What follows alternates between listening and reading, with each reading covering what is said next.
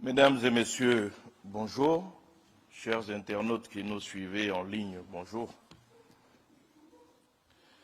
Je voudrais vous faire le compte-rendu du Conseil des ministres qui s'est tenu ce jour, mercredi 15 janvier. Ce mercredi 15 janvier 2025, un Conseil des ministres s'est tenu de 11h à 13h au Palais de la Présidence de la République à Abidjan, sous la présidence de son Excellence M. Alassane Ouattara, président de la République, chef de l'État. Les délibérations de ce Conseil ont porté sur 13 points comprenant 12 mesures générales, dont un projet de loi et d'ordonnance et 11 projets de décret. Nous avons eu 2 mesures individuelles et une communication. Et enfin, un point de divers a été abordé. Je voudrais à présent donc vous faire le compte-rendu des différents points qui ont été abordés au cours de ce Conseil. Dans le cadre des mesures générales, un projet de loi et d'ordonnance au titre du ministère des Finances et du Budget a été adopté. Cette ordonnance détermine les attributions, l'organisation, la composition et le fonctionnement de l'autorité de régulation de la commande publique, en abrégé ARCOP, et le projet de loi de ratification y afférent. Elle organise les organes de l'autorité nationale de régulation de la commande publique et consolide ses pouvoirs de contrôle et de sanction en vue de renforcer le système national de gestion de la commande publique en cohérence avec la stratégie communautaire de l'UEMOA. À cet effet, elle change la dénomination de l'ARNMP en ARCOP, de façon à réaffirmer la compétence matérielle de l'autorité de régulation à la fois sur les marchés publics et les conventions de délégation de services ou contrats de partenariat public-privé. En outre, elle confère à l'ARCOP des pouvoirs quasi juridictionnels pour veiller à l'application des principes de bonne gouvernance dans le processus de la commande publique et réprimer les irrégularités éventuelles relevant de la passation et de l'exécution de la commande publique en vue d'annihiler durablement la fraude et la corruption dans le système de gestion de la commande publique. Toujours au titre des mesures générales, donc après cette ordonnance et le projet de loi de ratification y afférent, le Conseil a adopté 11 projets de décret et je voudrais à présent donc vous en faire le compte rendu. Ainsi, au titre du ministère d'État, ministère de l'Agriculture, du Développement rural et des productions vivrières, en liaison avec les ministères concernés, le Conseil a adopté un décret portant approbation du contrat portant cession des actifs industriels et location des terrains et bâtiments composant l'unité industrielle de transformation de riz paddy de Gagnoa dans le cadre d'un partenariat entre l'État de Côte d'Ivoire et l'opérateur économique Sakadugo. Ce projet s'inscrit dans le cadre du programme de maillage industriel en cours pour assurer une production nationale de riz blanchi de bonne qualité de façon à garantir durablement la couverture des besoins nationaux en consommation de riz. Conformément à la législation en vigueur en matière de contrat de partenariat public-privé, ce décret approuve les termes du contrat et engage sa mise en œuvre.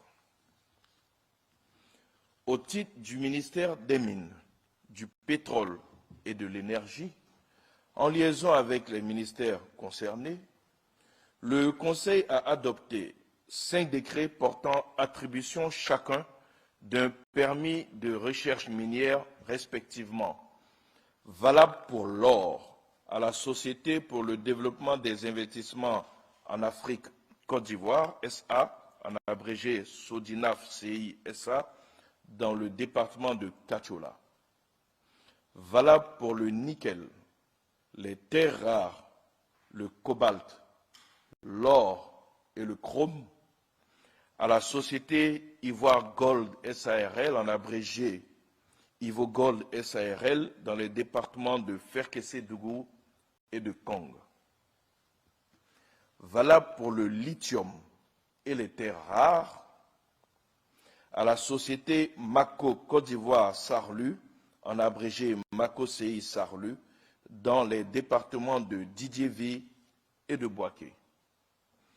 Valable pour l'or à la société Viroc Mineral SARL, dans les départements de Kounaïri, de Boisflé et de Zuenoula.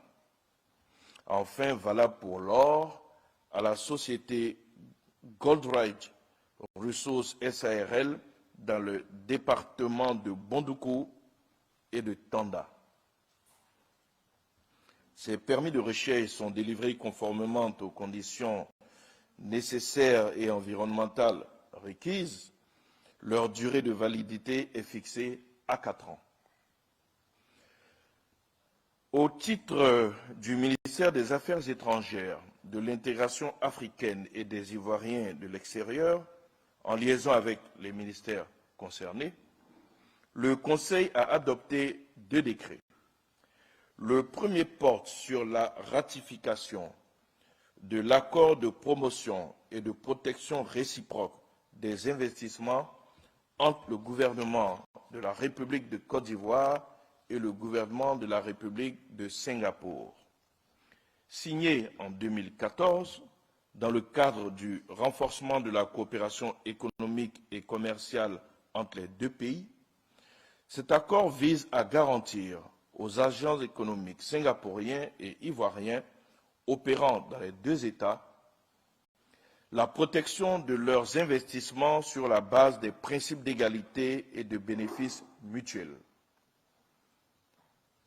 La ratification de cet accord permettra d'attirer davantage d'investissements singapouriens dans notre pays et de contribuer au développement des secteurs à forte valeur ajoutée tels que la finance et la production pharmaceutique. Le deuxième décret, quant à lui, porte sur la ratification de l'accord de prêt d'un montant total de 28 638 millions conclu le 12 novembre 2024 entre la Banque ouest-africaine de développement, la BOAD donc, et la République de Côte d'Ivoire pour le financement partiel du projet de renforcement de la section Carrefour Fresco, Sassandra, San Pedro, Grand Bérébi de la route côtière.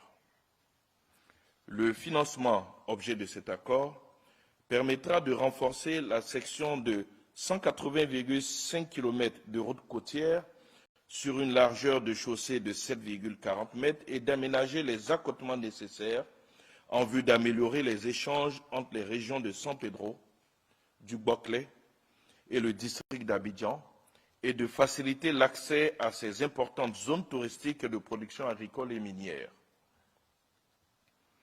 Au titre du ministère de la Construction, du Logement et de l'Urbanisme, en liaison avec le ministère des Finances et du Budget, le Conseil a adopté un décret relatif au bail emphytéotique sur les terrains urbains du domaine privé de l'État. Ce décret précise les modalités de la conclusion et de la résiliation des baux emphytéotiques sur les terrains urbains du domaine privé de l'État, plus précisément ceux situés à l'intérieur des espaces couverts par des documents de planification urbaine, à l'exception des parcelles destinées à l'industrie. Il détermine notamment la procédure de formation du contrat de bail emphytéotique qui doit désormais satisfaire aux exigences de conformité du système intégré de gestion du foncier urbain et prévoir les différents cas de résiliation de ce type particulier de contrat par l'administration. au titre du ministère de la Santé, de l'Hygiène publique et de la couverture maladie universelle, en liaison avec les ministères concernés, le Conseil a adopté un décret portant modalités d'application de l'interdiction de fumer dans les lieux publics et les transports publics. Ce décret renforce la protection des citoyens contre l'exposition à la fumée du tabac en application de la loi du 23 juillet 2019 relative à la lutte anti-tabac en Côte d'Ivoire. Au terme de ce décret, l'interdiction faite à toute personne d'exposer autrui à la fumée du tabac est également étendue à la fumée des nouveaux produits du tabac qui, indépendamment de leur apparence sophistiquée, sont tous aussi nocifs. Aussi, il fait obligation aux gérants, propriétaires ou à toute personne responsable de lieux publics clos ou ouverts et à ceux des transports publics d'apposer des panneaux visibles informant le public qu'il est interdit de fumer et d'utiliser des cigarettes électroniques, de retirer tous les cendriers présents dans les locaux, de veiller au strict respect des règles d'interdiction de fumer ou de vapoter et de prendre les mesures nécessaires pour dissuader le public de fumer, y compris la possibilité de recourir aux forces de l'ordre ou à toute autre autorité compétente pour imposer le respect du présent décret. Au titre du ministère des Ressources animales et halieutiques, le Conseil a adopté un décret relatif à la pharmacie vétérinaire. Ce décret intervient en application de la loi du 30 décembre 2020 portant Code de la santé publique vétérinaire. Il précise les modalités de délivrance des agréments et de fonctionnement des établissements pharmaceutiques vétérinaires et détermine les conditions d'importation, d'étiquetage et de prescription des médicaments vétérinaires en vue de créer un environnement sanitaire plus propice au développement de l'élevage et fortement résilient face à la prolifération de micro-organismes résistants aux antimicrobiens.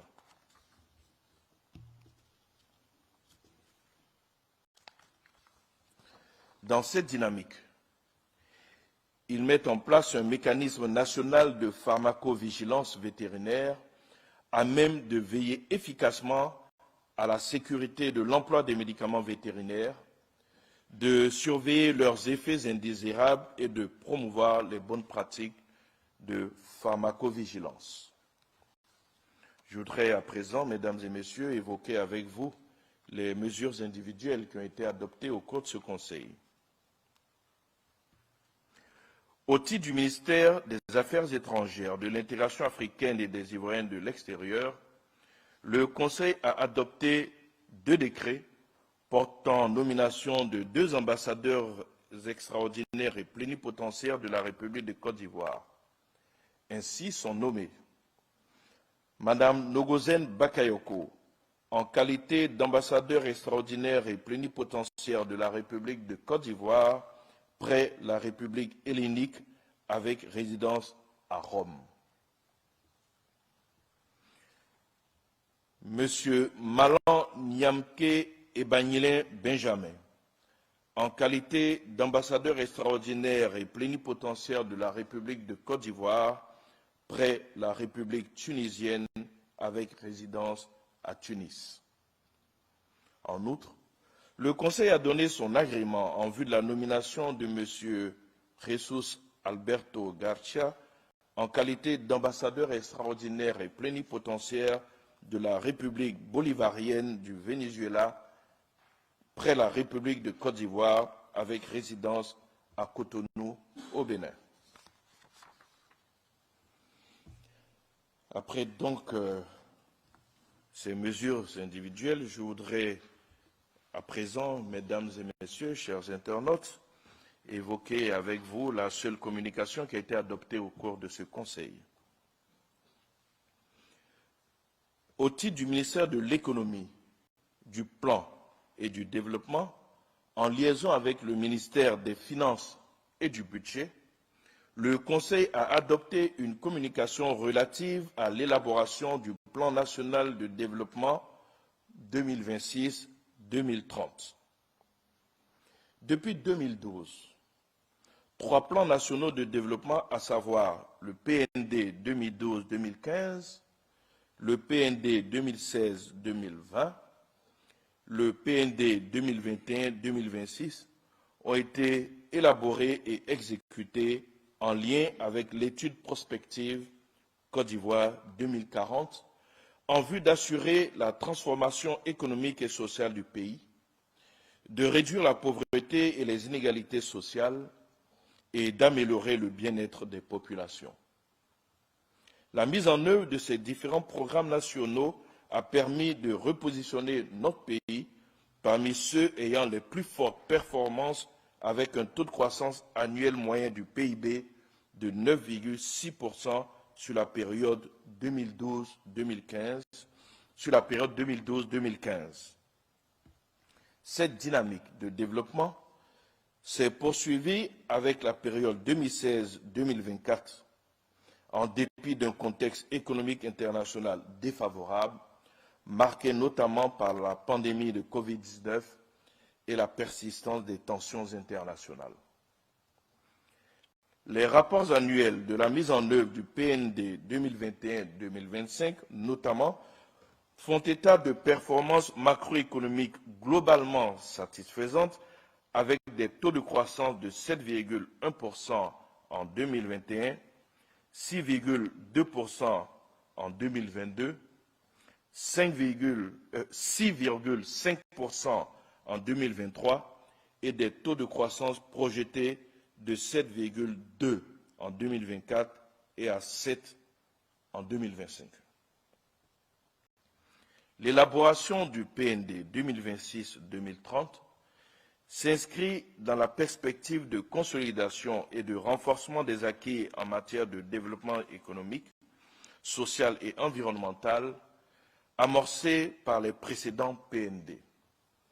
Le processus de préparation du PND 2026-2030 débutera avec la réalisation d'un diagnostic stratégique dédié à l'examen des progrès enregistrés et des défis majeurs pour l'avenir, avant l'élaboration de la stratégie effective de développement et son adoption définitive par le Parlement.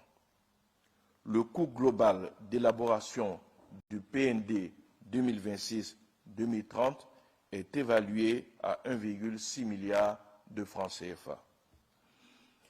Mesdames et messieurs, chers internautes, c'était là les points qui ont été donc inscrits à l'ordre du jour de ce Conseil, mais comme je vous l'ai annoncé d'entrée de ce compte-rendu, nous avons eu un point de divers. Et en guise de point de divers, le Conseil a entendu une communication du ministère des Mines, du Pétrole et de l'Énergie relative au démarrage de la production de la phase 2 du gisement Baleine par Eni Côte d'Ivoire et son partenaire Petroci Holding. Le 28 décembre 2024, Eni Côte d'Ivoire, l'Imaïtid et son partenaire Petroci Holding ont démarré avec succès la production de la phase 2 du gisement pétrolier Baleine, conformément au calendrier de développement validé par le gouvernement sur les blocs adjacents CI 101 et CI 802. La production de pétrole brut de cette phase 2 atteindra 50 000 à 60 000 barils jour, contre 35 000 barils jour prévus, soit une performance de 43 à 72%. Quant au gaz naturel, cette production sera de 50 à 60 millions de pieds cubes jour, contre une prévision de 40 millions de pieds cubes jour, soit une performance de 25 à 50%. Pour rappel, en août 2023, la Côte d'Ivoire a débuté la production de la phase 1 de développement du dit gisement. La production cumulée des phases 1 et phase 2 de Baleine permettra d'atteindre un total de 75 à 85 000 barils jour pour ce qui est du pétrole brut et de 80 millions à 85 millions de pieds cubes jour pour ce qui est du gaz naturel.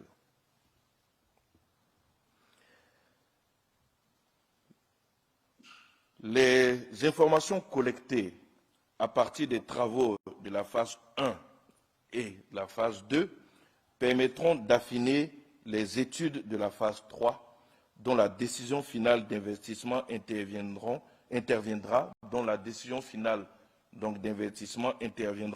en fin 2025. La production escomptée de cette troisième phase devrait porter la production totale du gisement Baleine à 150 000 barils jour de pétrole brut et à 200 millions de pieds cubes jour de gaz naturel. Ces performances au niveau du gisement Baleine porteront la production nationale d'hydrocarbures entre 82 000 et 92 000 barils jour pour le pétrole brut et 315 à 320 millions de pieds cubes jour du gaz naturel. À l'horizon 2028, cette production nationale d'hydrocarbures atteindra 200 000 barils jour pour le pétrole brut et 450 millions donc de pieds cubes jour pour le gaz naturel. Il faut noter que les investissements de la phase 2, donc d'exploitation de la phase 2 de ce gisement de Baleine, sont évalués à environ 2 000 milliards de francs CFA. Cette avancée majeure illustre donc l'engagement de la Côte d'Ivoire à positionner le secteur des ressources extractives et énergiques comme un levier de croissance soutenue et durable. Le Conseil a noté deux motifs de satisfaction. Le premier est le fait que le calendrier ait été respecté, puisqu'il avait été demandé que cette phase 2 soit développée avant la fin de l'année 2024, ce qui a été le cas. Et le second motif de satisfaction, c'est le fait que la production telle qu'estimée dans la phase active va au-delà de toutes les évaluations qui avaient été donc prévues au moment donc de la découverte de ce gisement. À la fin donc de ce point de divers, la date du prochain Conseil, en raison donc de contraintes de calendrier et de missions à l'extérieur du pays, a été fixée au jeudi 13 février 2025. Je vous remercie pour votre attention.